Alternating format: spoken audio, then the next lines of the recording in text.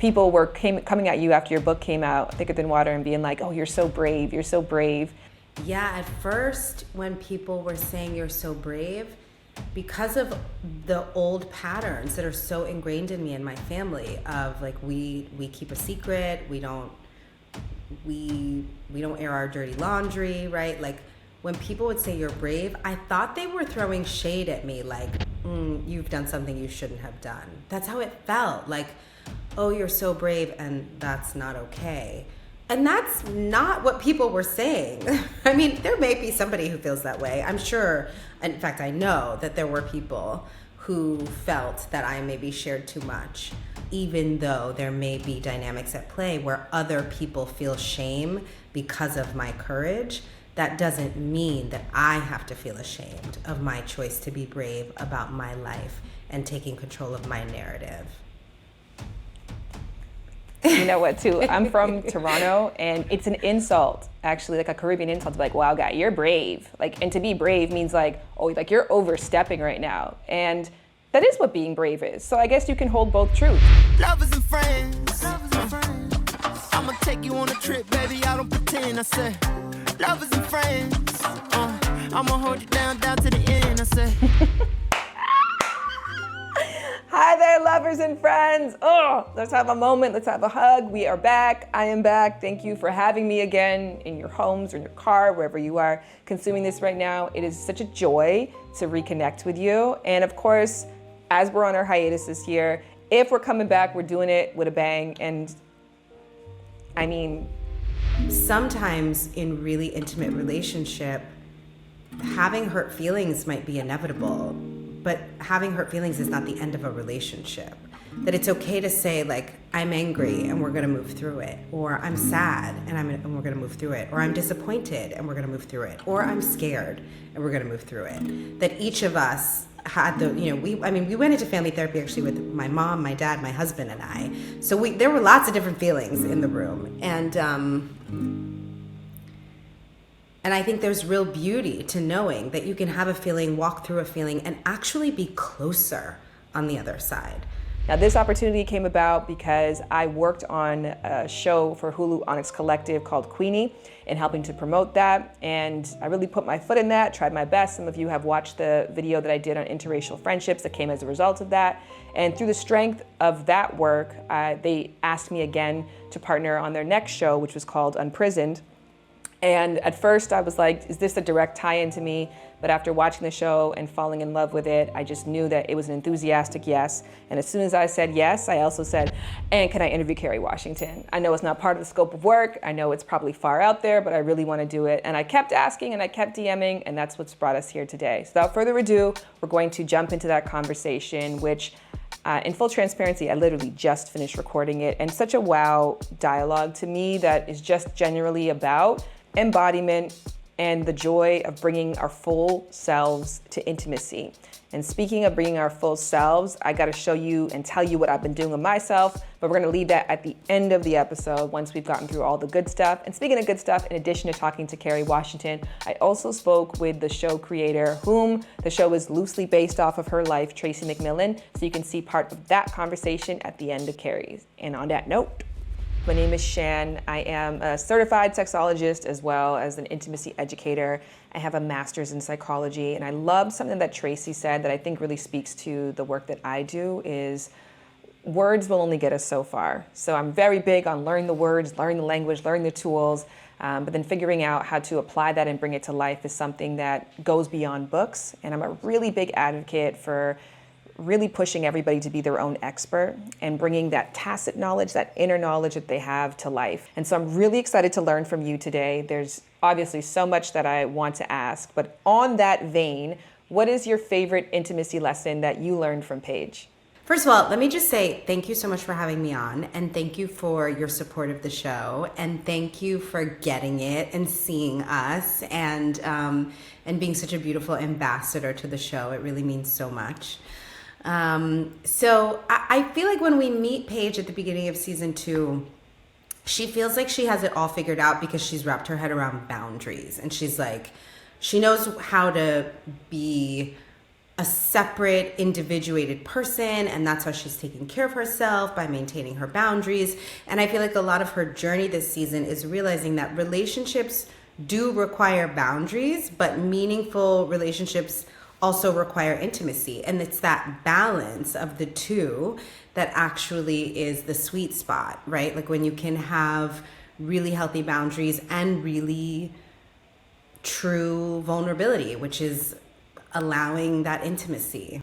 I want to share something that this writer shared with me that really gave me a reframe on boundaries, which I feel like so speaks to what you just said, and the start of the book, at the start of the season, where Paige is like, I'm practicing detachment, and the therapist is like, I call bullshit on that. And really what this writer, Ashley C. Ford, gave to me is she said that I love boundaries... Ashley. Love Ashley. Her book was really important for me in developing the world of the show. Which is Somebody's Daughter, which again is a book that I could talk about a Yes. million times over. I interviewed Ashley before, and she's a personal friend, so I'm so happy to hear all that. But Ashley gave me the reframe and said, boundaries are things that we put up to keep people in our lives, not to push people out. So when we have a game of soccer, for example, we create boundaries to say this is how we play together and how we play fairly. I think that the popularization of boundaries has really given people the impression that it's the opposite. It's a way to keep people from getting too close to us, to playing with us. But we don't create boundaries for people that we don't love. So I'm curious if you feel like that was a switch that Paige also learned. I think so. I think, to your point, I think that the courage and willingness to set healthy boundaries can really lead to more intimacy, right? Like it can lead to more safety in the game that we're playing together so that we can really reveal ourselves. And I think that is part of what Paige is exploring and trying to figure out. Now, we talked about what you've learned from Paige, and thank you for sharing that. I got to know, okay, the pole dancing class. I've done a couple of pole dancing classes. Ain't no way that was so Paige's hard. first pole dancing class. I know, but she was exceptional, which obviously this is where we draw the line between life and art, because I'm like, this can't be Paige's first pole dancing class because no one's as good the first time around, which means it's not Kerry's either, which you showed the process on Instagram. So can you reflect on it? There's the comedy. It's actually funny because I'm such a A student, so when I was learning the choreography for the dance, I was like, I have to get it right. I have to get it perfect. But then we were like, oh, wait, it's Paige's first class. So then I had to figure out the physical comedy of always being 2 steps behind the other dancers in class and trying to catch up to them, sort of cat and mouse them, trying to figure out what was going on. And that was really fun. But yeah, I'd never done pole dancing before. And after my first lesson, You've never done it before? I'd never done it before. And it wasn't like on Scandal, Shonda said to me, do you have any hobbies or sports that you're really passionate about that we could write into the show? And I was like, oh, you know what? I was on the swim team in high school and I loved the water. And then all of a sudden, Olivia Pope was swimming every time she had to think something through. This was not that. This was oh, pole dancing. And I loved it. From the first class, the stuff that was just on the floor, right? The dancing that wasn't about the athleticism required to get up the pole. I loved the kind of erotic dancing stuff because it really does help you be embodied and empowered. All the things that Brandy's character describes on the show, it really does put you in your body in this very mindful, conscious, powerful way. But that pole is no joke. And there was a line that the instructor gave in that pole dancing, it's empowering, it's freeing, and it can help you get your whole life together because it integrates sexuality as a part of whole life healing. And speaking of pleasant surprises, I was thrilled to learn about your work as a sex educator and a sexual health advocate, and I would love if you spoke to that. Yeah. So when I was 13, it may have been before, when I was 12, I think I auditioned for this theater company in New York that at the time was run out of Mount Sinai Hospital's Adolescent Health Center. And it was a theater company where we were doing AIDS prevention work. We were trying to teach teens about safer sex options, and also other issues around self-esteem and losing your virginity, and homosexuality and communication. It's just kind of, to your point, right? The show was about sexual health, but it was really about overall health and wellness. So to be able to kind of improv at the end of every show, we had to have the right information all the time. So we all got really steeped in sex education. And then we were always, we had ongoing educational sessions to be members of this company. And I worked at the Adolescent Health Center for a long time as a peer educator, even outside of the show. So it is this idea, this work is really close to my heart. And, I started doing it at such a young age that I think early on connected how integral our sexual identity and sexual life is to the rest of our life and how we walk in the world all the time. I think I knew from a very young age that it was okay for me to think about, express, communicate my sexuality, to explore my sexuality and not kind of shut the door on it and be afraid of it. I think a lot of people don't talk about it because that's our cultural norm, right? Like we have these kind of cultural mores that say that sex is taboo and we shouldn't talk about it. Even that idea, like there's all this incredible research about in families where parents use proper biological terms, right? Penis, vagina. In those households, kids are more apt to report sexual abuse because when we use words like, Looty-loo, pocketbook or the looty-loo or the boobies or, whatever, instead of saying breast, penis, vagina, we're implying that there's something wrong with those body parts, right? Like I call this my arm, I call this my thumb, I call this my nose, but this has to have a code word and this has to have a code word. And so there must be a reason to be secretive. So I think very early on, I sort of, we were talking about other people. So I think that in culture, we have this kind of culture of secrecy around sexuality. And it's hard. We're so steeped in it that it's hard to step outside of it at times. But I think it's really important. And you've mentioned embodiment, and I would love to dive into that with you. Can you define for everybody what embodiment is? I guess for me and for Paige, being embodied is about not being cut off from your body. It's about being present and mindfully connected to your physical being, being open to the messages that your body is sending you, and being willing to experience your physical reality and be in relationship with your physical reality and not cut off. Yes, that's a perfect definition. I feel like there's 2 times in my life where I've really felt an embodiment is the idea that there's no one leader and one follower, but instead they're a team that works together. So there's really obvious times in our life where we get this sense, but the rest of our lives we can tend to feel, and this is a line from John Stamos' character in the show, that the brain is the boss and the body is an employee. But he says that the brain is actually a better employee. Can you reflect on that? Yeah, I love your idea of them kind of being co-pilots, right? I think they are both up front in the car, and I think to be embodiment for me is when both people are looking at the map together, right? When the person in the driver's seat and the person in the passenger seat, they're working together to know do we make a left or do we make a right? Because if only the body is deciding, we can get in a lot of trouble by making decisions with our body that we may regret later. And if only the mind is in control, then we can be really cut off from some powerful messaging and cut off from power in general, right? There's just so much power in our bodies to bring with us along for the ride.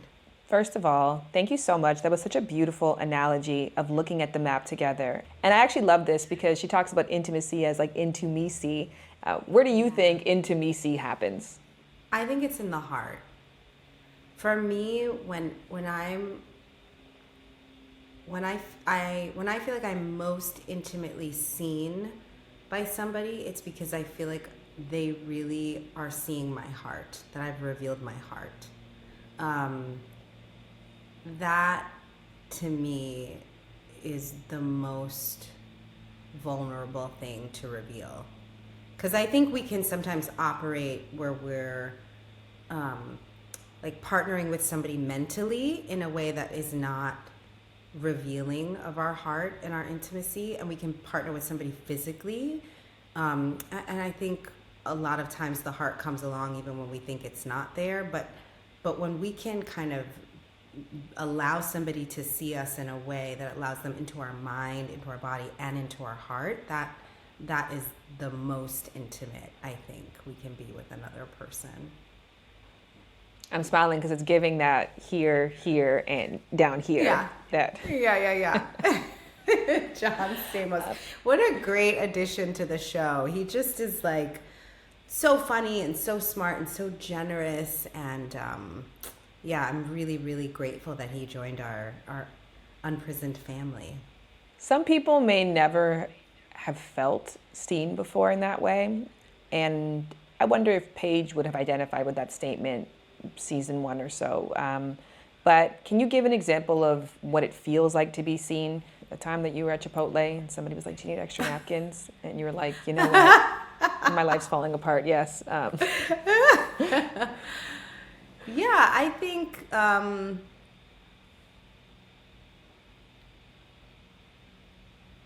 it's interesting, you know, because having written my memoir last year, Thicker Than Water, I felt like I was so vulnerable in the writing of that work and in sharing it with people. And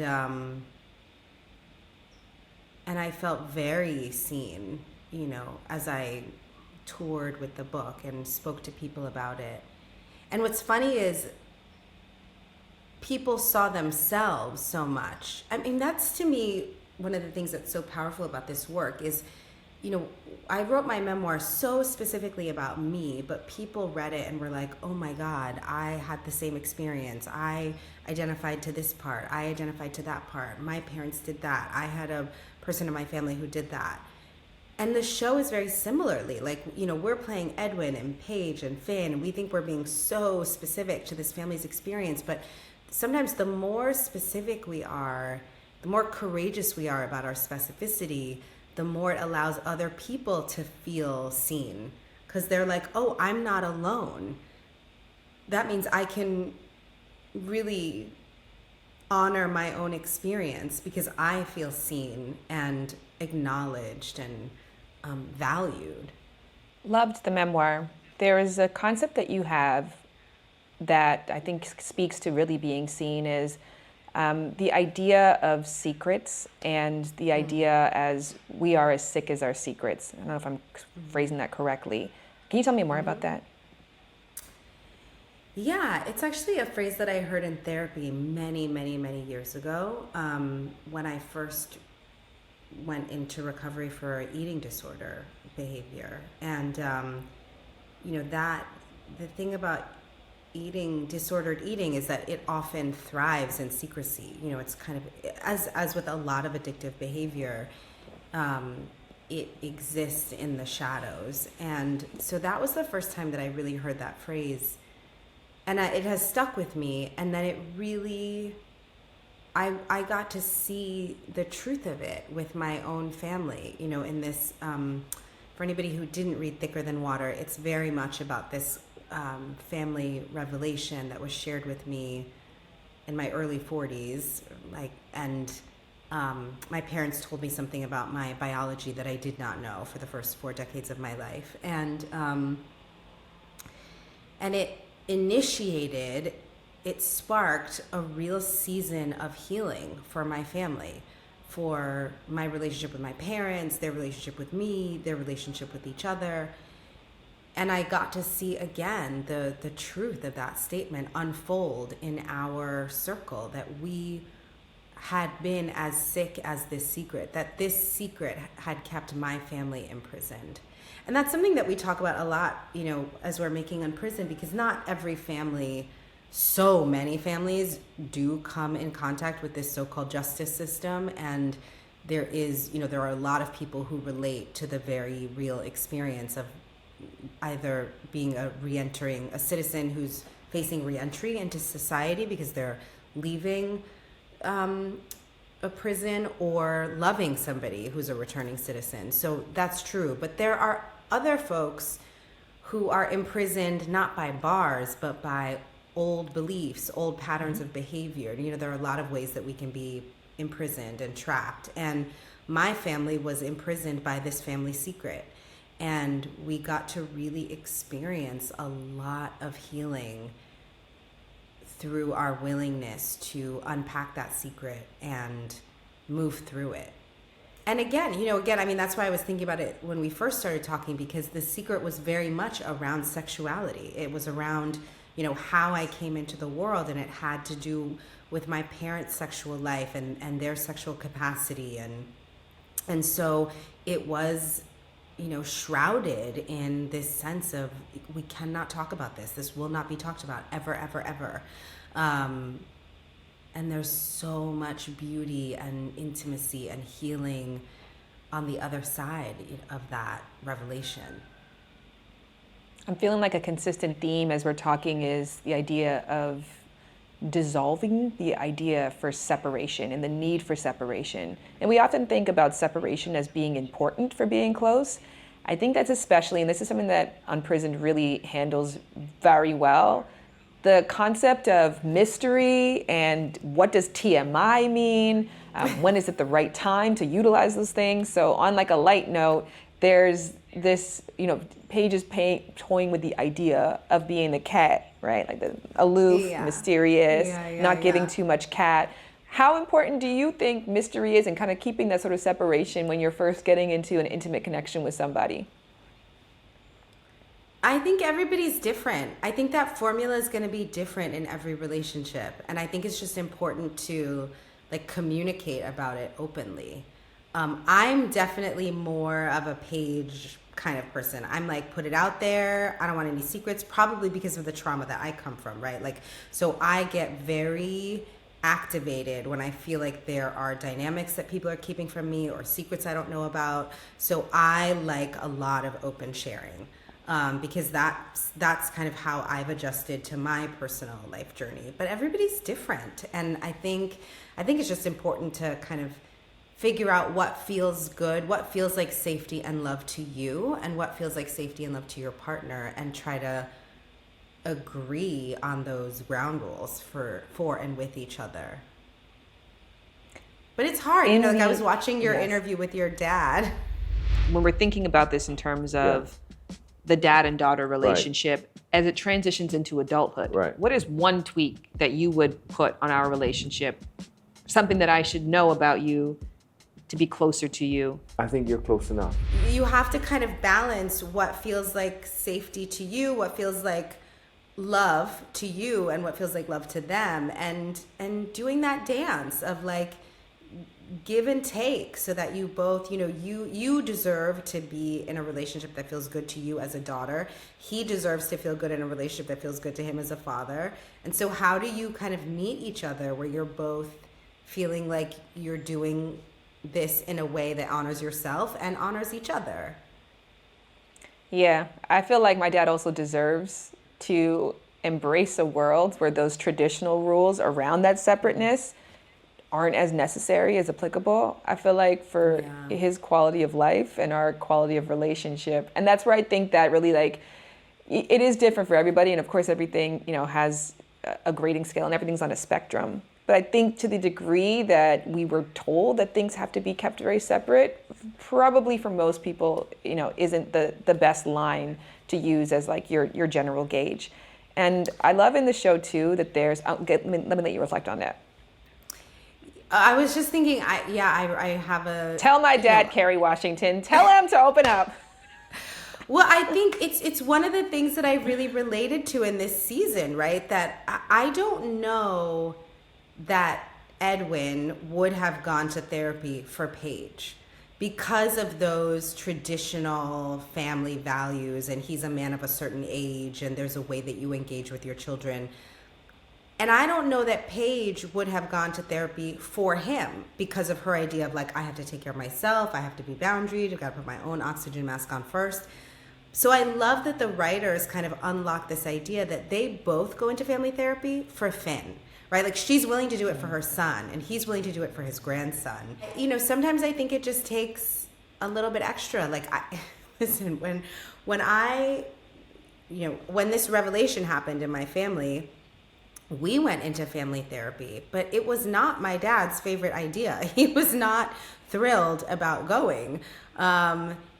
But it was like there was this thing that was bigger than us now. You know, it wasn't about him. It wasn't about me. It wasn't about my mother. It was like this shared container of our family. Like, were we each willing to go outside of our comfort zone for our family?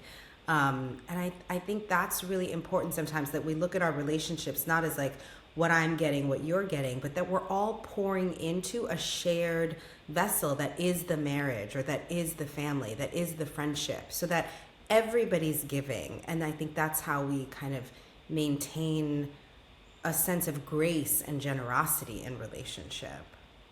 I'm letting that feel into my body. That was so well said. I think that we can talk about being open and creating these, like, we have all these buzzwords, right? We want more vulnerability. I even said that to my dad. I want more vulnerability. But thing is that, like, vulnerability is not always pretty. It's not always comfortable. It's not even often in the areas that you want. The rollerblading story that Finn learns about conception, right? That kind of like toes the line of like, is this the kind of openness that we need there? Is it TMI? Is it TMI? Yeah. I think Paige TMI? Paige definitely feels like it's TMI, but you have to ask, like, does Paige feel like it's TMI because of Finn's well-being, or does Paige feel like it's TMI because of her own shame and embarrassment, right? Because I think that's an important question. I don't know. I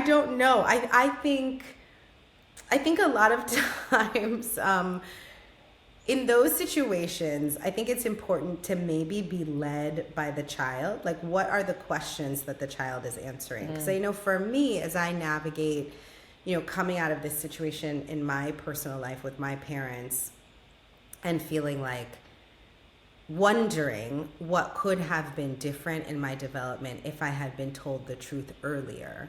What pain could I have avoided? But I also know I don't want to overshare with my kids. So I try to really be led by their questions, and to give them the sense that, and if you ask me something, I will tell you the truth.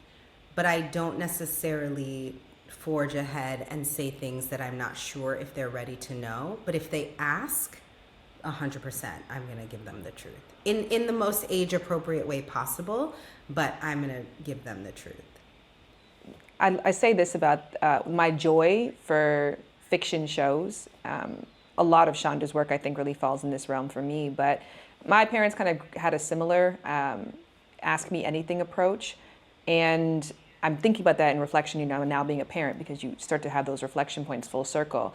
And I'm like, as much as there was greatness in that, what it also did was put a lot of the burden of responsibility on me to start hard conversations that I didn't know how to have, or I didn't know if I could have with them, or what the reaction would be. And I love that about TV shows, because we have like an impartial inspiration source. 100%. 100%. It's so important. It's what, I mean, my mom used to watch 90210 with me, right? And at the time I thought it was so like cool and fun that she would watch that show with me. But reflecting back and talking to her, it was like, yeah, because we could talk about drinking, we could talk about drugs, we could talk about teen pregnancy without talking about your friends. We were talking about those characters on TV, which was so powerful. So I try to watch stuff with my kids and reflect on it together. And also open space. Like, I think what you said is really important, because that idea of like, I'll answer any question you ask me only works if we are operating in a culture where questions are okay and questions are encouraged. Like if we say like, I'll answer any question you ask me, but every time they ask a question, we give side eye or we huff and puff or we, then that's not going to work. Yeah, I remember asking questions. Both my parents are in the medical field as a nurse and a paramedic, and I would ask a question about sex innocuously, and then a week after that, every single symptom that I had, whether it was like an itchy toe or the label on my shirt was bothering me, it was like, "Are you pregnant?" So I was like, "No, no more. This comes with too much." On that note of knowingness, right, of the idea of letting not just what you know, of what you don't know, also be a parent to your kids. I think that's also really important as well. How important is it to really know your parents? And in reflection of your experience that you went through of finding out information about your parents' history and your biological dad, where do you think that lands? And how important is it to know your parents? I think it's really important to know our parents as people. I think it helps, like for me, I don't know if you've had this experience, but as I've become a mom also, I suddenly have, it's like my idea of who my parents are has been adjusted, and I have so much more compassion around their journey and kind of humility in my expectations of them, because I'm like, oh, I'm just doing the best I can. That's what they were doing too. Like, as much as I say at times that I feel like I would have wanted to know this information about myself, about my biology sooner, I also know it's really powerful that I got this information after I became a parent, because I have more understanding of how hard it is to parent and to make choices about the right thing to do or the wrong thing to do. Like, there's so many decisions every day. And it's not easy. It's definitely not easy. But I think knowing our parents is really important because our parents are a part of us. I mean, they are. We can try to deny it, but, and regardless of how present they are or aren't, their absence is a part of us. Their presence is a part of us. How they interacted with us is a part of us. How they didn't interact with us is a part of us. Your mom said something really powerful about, and actually there's two things there. I really want to reflect on that thought of like being grateful for the time that the information came to you, because I think initially you could be like, you should have told me from the beginning, or you should have known, and maybe you were just backing it up, a few years. But I think that was really cool to give your parents that grace. That like your instincts were good, just maybe a little later than I would have liked. But I value, what you were trying to do. That was a really nice gift. Your mom said that the change in your family is that you've become less afraid to hurt each other. What does that mean? I think it has to do with what you said earlier. Like, we all say that we want intimacy, but intimacy is not always easy. That a lot of times intimacy and vulnerability require the risk of discomfort, either making ourselves uncomfortable or making somebody else uncomfortable or making everybody uncomfortable, and feelings being hurt and misunderstanding. And so I think that in our family, what we walked through helped us understand that sometimes in really intimate relationship, having hurt feelings might be inevitable, but having hurt feelings is not the end of a relationship. That it's okay to say, like, I'm angry and we're going to move through it, or I'm sad and we're going to move through it, or I'm disappointed and we're going to move through it, or I'm scared and we're going to move through it. That each of us had we went into family therapy actually with my mom, my dad, my husband, and I. So there were lots of different feelings in the room, and I think there's real beauty to knowing that you can have a feeling, walk through a feeling, and actually be closer on the other side, not further apart. I was thinking about your question also. I have this series on YouTube called Street You Grew Up On, because my production company, Simpson Street, is named after the street in the Bronx that my mother grew up on. And so I have guests on and I interview them about the street that they grew up on. And it's fun because a lot of us who are in the public eye, that's not something we get to talk about in detail. Mm-hmm.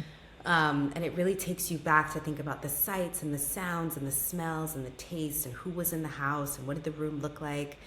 but I invited both of my parents in different seasons to come and do like a bonus episode and interview them about the street that they grew up on. My mom first, because it's Simpson Street, but my dad also. And I walked away from those interviews with such a deeper sense of who they are, which helped me understand more about who we are as a family, which helped me understand more about who I am.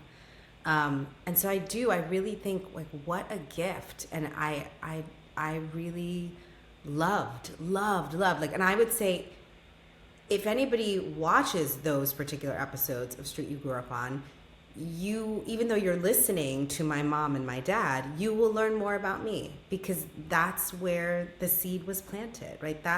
Those are my roots. That's my ancestry, my most recent ancestry, and those memories, those values, those beliefs, those practices, they live in me, because we pass stuff on consciously and unconsciously. I'm really sitting with that and kind of just going back and forth on my thoughts on the idea of the pressure of parents to be a pillar. I mean, you have to be a pillar. You have to be stable and reliable because they need you for so much. But then at a certain point, you also have to be human, because there's a thin line wherein if you don't share your vulnerabilities, your fears, the things that you're struggling with, the things that you need help with, then they don't know that they can do that with you. And then they, as my dad even said, and I asked him, "Do you think I know you?" He was like, "No." And he was like, and then he said, "Because I'm, there's no vulnerabilities." And I said, "Well, why aren't you?" He's like, "Well, I am." So I was just like, well, there's a lot there. But that sort of, even as a parent, I'm curious just maybe your advice on this as I think about this for myself. And even in watching Paige, right? Like, Paige shows Finn that she struggles with relationship. It becomes a joke that they make fun of, he makes fun of her for. Mm-hmm. But at the same time, he struggles with relationships too. So does that give him permission to be imperfect in front of her? Or is it, treading the line of TMI, because she should be setting a better example? And if she can't live that example, is there an element to fake it till you make it? Good luck finding the question in there, but I just wanted to dump on you. No, it's a really good question. I think that's why I really love that in this season of Unprisoned, we're doing this family therapy with 3 generations, because I think there is something very liberating for the Alexander family to be able to witness each other's struggles, because Murphy, the family therapist, played so brilliantly by John Stamos, he comes for them, for every single one of them. Like, nobody gets out of those family sessions unscathed, right? He calls out work for all 3 of them to do to be able to move forward. And I think it's very meaningful for Finn, as the youngest member of family therapy, to see his mom and his grandfather be willing to do the hard work. I think you feel that at the end of the season when he gets the keys to the car. It's like, when you realize that in our family we do hard things, then you have the willingness to do hard things. So I think you're right that we have to tread a little bit of a line. I think there's danger in dumping on our kids. There's danger in making our kids feel like it's their job to fix us. I think there's a danger in sort of exposing so much of our struggles that kids feel weak or unsafe. That's what I meant, not weak, that they feel unsafe. But I think letting kids into our process of healing, right? Like, not just letting them into the pain, but letting them into a vulnerable process of healing might be really, really healthy. To say, like, I'm not perfect and here's what I'm doing to be better. Not just like, hey, boo, I'm a mess. Like, I don't know that kids need to know that, like, I'm a mess. But to say, like, oh, I feel really messy today, and so I think I'm going to take a nap and maybe make sure I'm hydrated and maybe get an extra therapy session this week, right? Like, that might be okay, so that kids understand that when they're having a hard time, they can take a nap, or they can have an extra therapy session, or figure out what that list is of tools for them. I think that's actually perfect advice, and it is a good line to draw, because if you don't know what to do yet, or you haven't figured out, or you're in the thick of the drama of it, that may not be the time, because that's when you err on the side of dumping. But once you have figured out a path forward, and you can still take on that leadership role while admitting that you don't know what's on the other side. There is still something that's like very courageous in that. I actually want to ask about that because I saw that you said in an interview, people were coming at you after your book came out, Thicker Than Water, and being like, oh, you're so brave, and your complicated relationship with that word. Can you talk about that? Yeah, at first, when people were saying you're so brave, because of the old patterns that are so ingrained in me and my family of like we keep a secret, we don't air our dirty laundry, right? Like when people would say you're brave, I thought they were throwing shade at me, like you've done something you shouldn't have done. That's how it felt, like, oh, you're so brave and that's not okay. And that's not what people were saying. I mean, there may be somebody who feels that way. I'm sure, in fact, I know that there were people who felt that I maybe shared too much, which is their prerogative. But I think for the most part, when people were saying you're so brave, it was a compliment. And it really invited me to do some work for myself on it being okay to be brave and it being okay to break from family norms and break from cultural tradition, and to know that that being brave is not something to be ashamed of, even though there may be dynamics at play where other people feel shame because of my courage.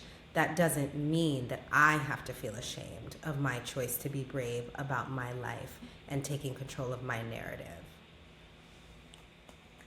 You know what, too? I'm from Toronto, and it's an insult, actually, like a Caribbean insult to be like, wow, guy, you're brave. Like, and to be brave means like, oh, like you're overstepping right now. And that is what being brave is. So I guess you can hold both truths of like, yeah, I am going out there on a limb. I am doing something, and that might be an overshare, overreach over something, but that's, I guess, what bravery is. And so people can interpret however they want.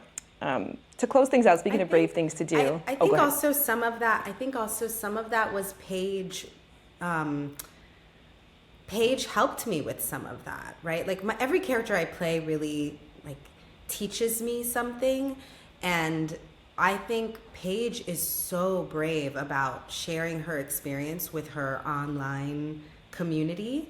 And being just vulnerable about what she's experiencing and letting people into her process. And that really helped me when because I worked on the memoir a lot between season 1 and season 2. And I think you see some of Paige's willingness to put it all out there in my decision to do that for myself. I love that. And on that note, because I was given a hard rule of like, don't ask about her sex life, don't ask about her love life, which is a rule that you have kept consistently across. But you gave me a little door to ask about, and I saw in an interview, you talked about your husband being your buoy, and you brought your husband to therapy, while you're going through this really hard time in your life of trying to figure out, your family dynamics. And something that Tracy puts forth, which I just really appreciate, is the idea of romantic partners being our primary attachment figure in adulthood.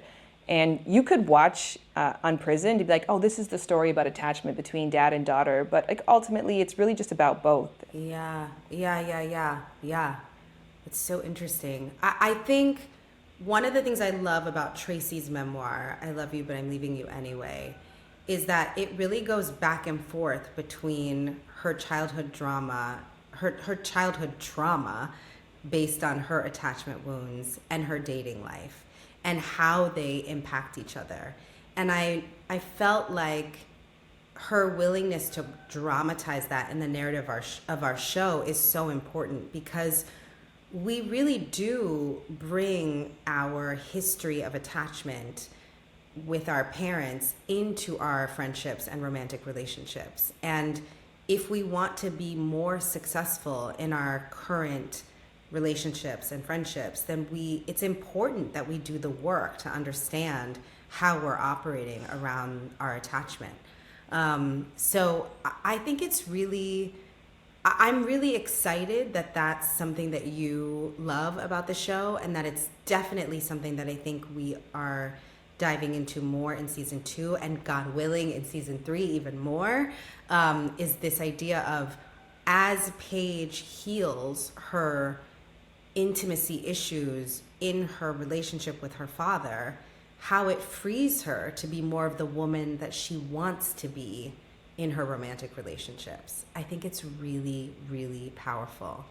And for me, it's part of why I love therapy, because I find that as I heal in one place, it ripples out into other areas. So, that's part of why my husband was in those sessions, is because like, it wasn't just about me. It wasn't just about my parents. It was about our family, and he's in our family. And how this revelation got expressed and experienced was not just in my relationship with my parents, but it was my relationship as a mom and a wife, and in all of who I am. So I'm really grateful that we get to have these conversations and do this work, and because I just think to have this sense of intimacy into me, you see, and to be happy to be able to have it not just in one relationship, but in many of our relationships is like the greatest gift. That's what any of us wants, right? Is to be able to have that sense of really being accepted and loved unconditionally, seen, and to have a sense of belonging. And this work, even though it's hard to like unpack and excavate your relationship with your parents and your husband and your kids and all of it. It's hard, but it's so worth it, because then the belonging is real, and the dynamic of the relationship gets to be so much more rich and authentic and real. Oh my gosh. You ate, and you're done after that. There's nothing left to say. Mic drop. The belonging is real is, again, such a thing I'll keep with me. So thank you for that, and thank you for your time. Thank you so much. I often think since we're kids, we're told to ask the question, if someone was to play you in your life movie, who would you pick? I think you hit the lottery with Kerry Washington. Oh, no doubt. There is no question that I won the lottery with Kerry Washington. This is a story of your life, but there is like a very strong, timely component. In one sense, from pretty much the moment I started writing television, people are always asking you, what is your passion project? And a writer said to me early on, you have to write what only you can write, which is to say, you have to tell your own story. And also, I feel like you have to write what you're afraid to write. You have to write what you've been most ashamed of. You have to write what you're trying to hide, or what everyone else is trying to hide. And so I always knew I wanted to write about my dad being in prison and me being in foster care, and how that impacted me, because I knew I was probably one of a handful of writers, especially when I came into the business 17 years ago. So it tells me that there was a need for this story, and I always knew I was going to do it, but it just took a really long time to get there. And this version, I had never quite imagined this version of it. One of the things that's talked about on the show that I think is really important for people, because we are in an era where language like gaslighting, language like narcissism is just as common as saying, pass me a burger. And exactly. There's positives with that, but the downside, I think, is that sometimes people over-index on those things, one, and two, even with Paige, right? Knowing the stuff and going through the shit is really not the same thing. Because words are always limited. I used to just think words were everything, and now I'm like, well, they're about 92%. And then there's this other really important nuance that is very difficult to put into words. And the very last therapies that I came into were somatic therapies. And that is body-based, body-centered therapies where it almost doesn't matter what's going on up here. You're just addressing it in the body, because everything is living in the body, and you want to think it isn't. It's just that you're not aware of it yet, So, yeah, that's important.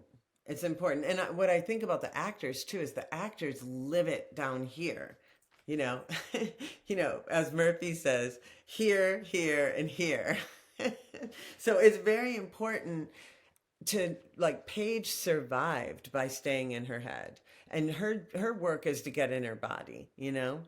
And everybody's work is different. It all depends on, you know, how you got to where you are, what worked for you in the past. Usually people in adulthood are just a collection of behaviors that have more or less worked or that have worked more often than not. Now, eventually a lot of behaviors stop working, and that's when you need to really check them out. If you just want to take dictation or take orders from your brain, you're not going to connect with people on, or yourself on, a level that is the most profound level that human beings can connect on. That has for sure been part of my journey, you know. But I have a lot of experience knowing that I can listen to the little bird that says, you should do this, and a good thing is going to happen. And I just sometimes I think I have had a lot of manifestation, a lot of dreams come true because I take bigger risks than other people.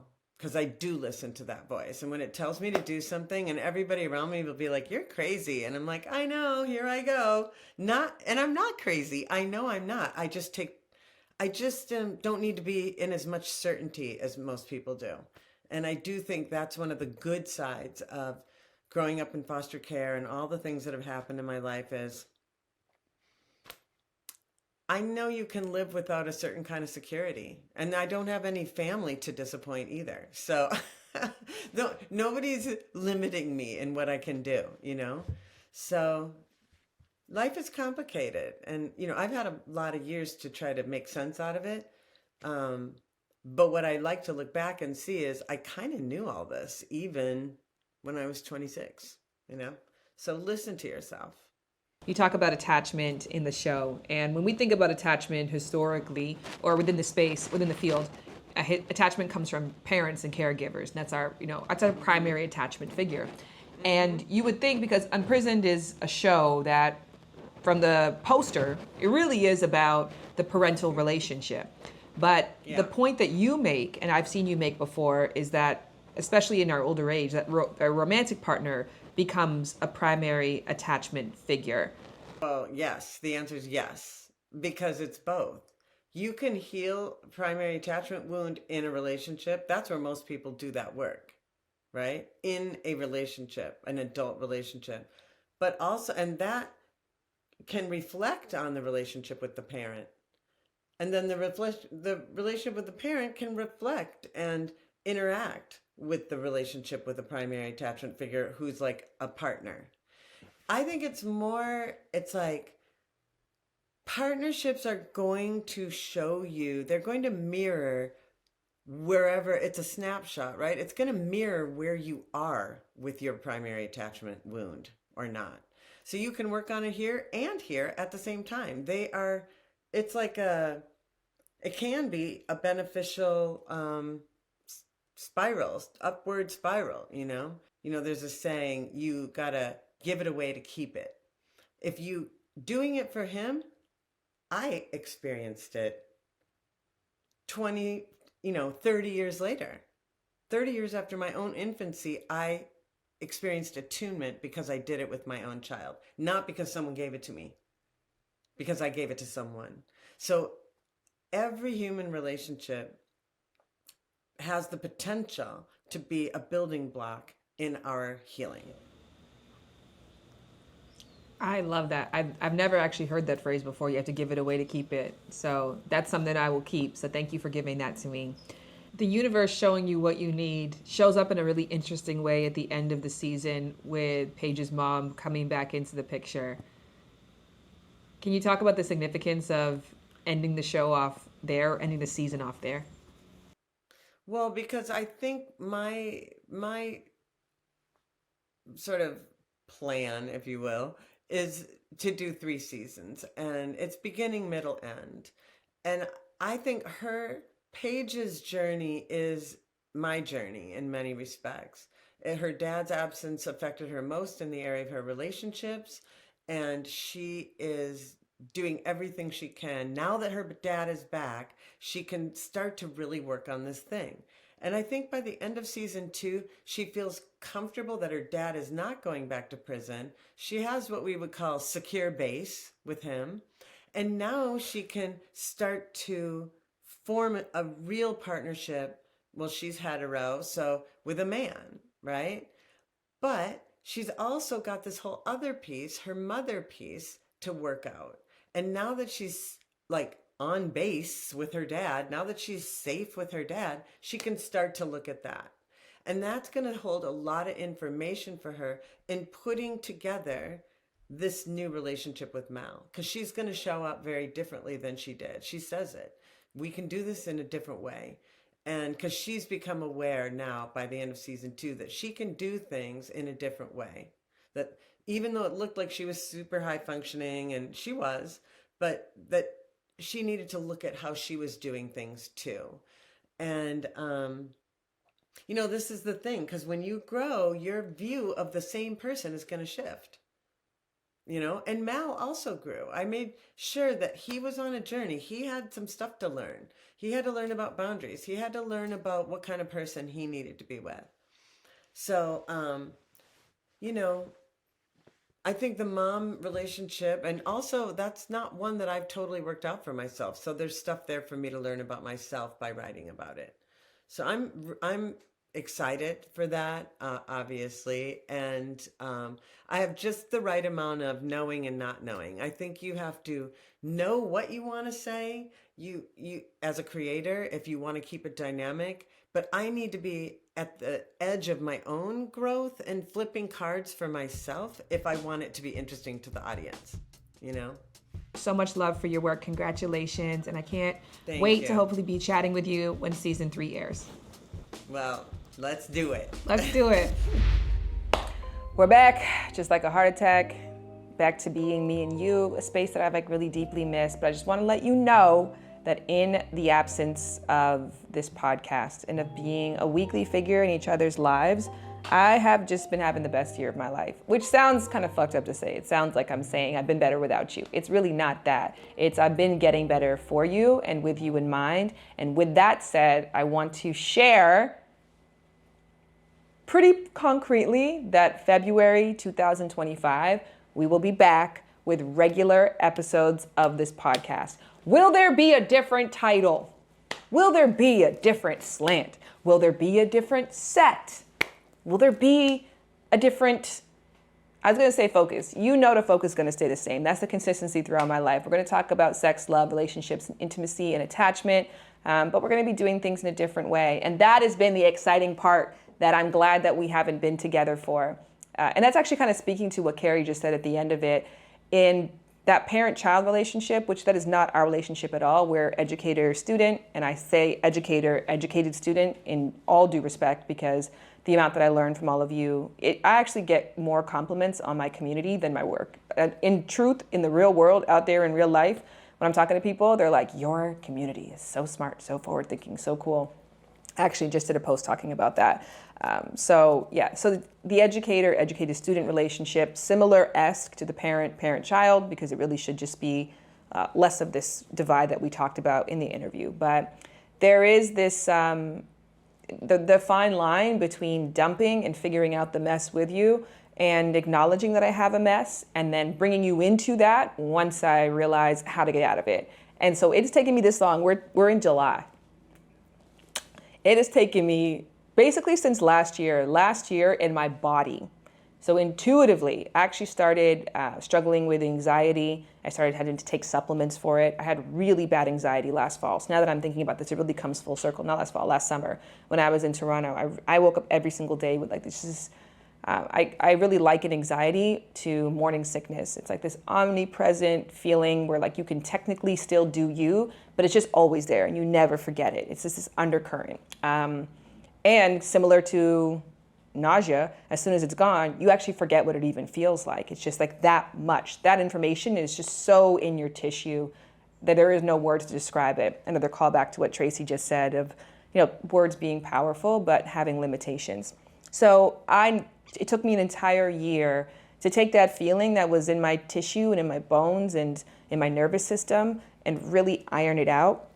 I actually don't have to take my anxiety supplements anymore. Now that I'm saying that, it's probably been about a month since I've had to take those. So that's something really beautiful to reflect on. And if you follow me on Instagram, you know I've just been reflecting on what a great year that I'm having. And there's sort of been a push and pull with that too, of acknowledging that the greatness of this year really has been in doing way less and just like clearing my plate. And then I've been like, why am I going to invite myself back into that shitstorm again come February if that's how I feel? Maybe I should continue with this flow. But I know it's not that. I know it was the way that I was flowing before, the system that I was operating in, everything about it was like right. Some parts of it were really, really right, which is why we're here. We developed something very beautiful, but some parts of it were really wrong. And it just took me a long time to figure those out. And in the process, I got the help of a consulting team, really and truly my sister, Lauren Morrison, who's an executive coach who worked with me to just bring me so many ahas that I don't know how I would have gotten without her. And then I moved on to working with this design and development team where I genuinely cried in one of our meetings just from feeling so seen. And all of that has just given me the confidence to not only say like I can come back, but I want to come back, and I know I can offer you guys something really special. I'm making it seem as if it's going to be totally different. It's going to be small tweaks you might not even notice, but nonetheless, they're like really meaningful to me, and I'm really excited to share that with you when the time is right. Who knows? Maybe between then and now, I'll have an interview with Aishwarya Rai or Beyonce that we throw up. But if we don't speak again until February, I'm really looking forward to that conversation. Thank you so much for watching. Bye, lovers. Bye, friends.